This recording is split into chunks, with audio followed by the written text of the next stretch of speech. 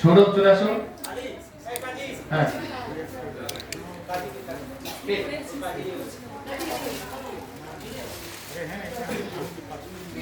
যাও যাও।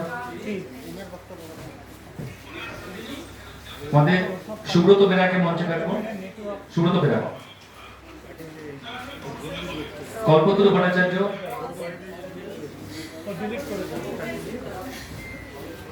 তাহলে পরে কথা, ঠিক আছে তুমি চলে আসো। আচ্ছা বলবি তো বলছি দিন দিতে যাবো, ঠিক আছে। হ্যাঁ চাপিয়ে রেখেছি। আচ্ছা একটু মাঝখানে চলে আসবেন। হ্যাঁ অনুরোধ করবো আমাদের যিনি মেহুল দিয়ে আছেন ওনাকেই ডাকবো, উনি এত সুন্দর গান করছেন, ওনার হাত থেকে পুরস্কার দেওয়া হবে। শুভ সন্ধ্যা।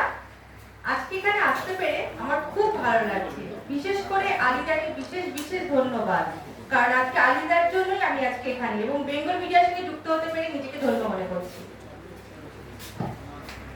হয়ে গেল আজকে ডিজিটাল মিডিয়ার এমন অবস্থা দাঁড়িয়ে গেছিল যে একটা সময় কিছু ঘটনা ঘটলেই তাকে থানায় ধরে নিয়ে যাওয়া হতো, এবং এমন সময়ও দেখা গেছে আমরা বেঙ্গল মিডিয়া ক্লাবের যারা সদস্যরা আছি ওখানে ধর্নায় বসেছিলাম। এই ঘটনা কিছুদিন আগেই বাগুইআটিতে ঘটেছিল এবং সেই সময় আলিদা যখন মেসেজ করেছিল আমরা প্রত্যেকে হাজির হয়েছিলাম তাকে ছাড়িয়ে দেওয়ার জন্য। অবশ্যই নির্ভীক নিরপেক্ষ সাংবাদিকতা করেই তবে এগিয়ে যাওয়া দরকার। গত সরকারের আমলে যে ঘটনা ঘটেছে আমরা চাই না এই সরকারের আমলে তা ঘটুক।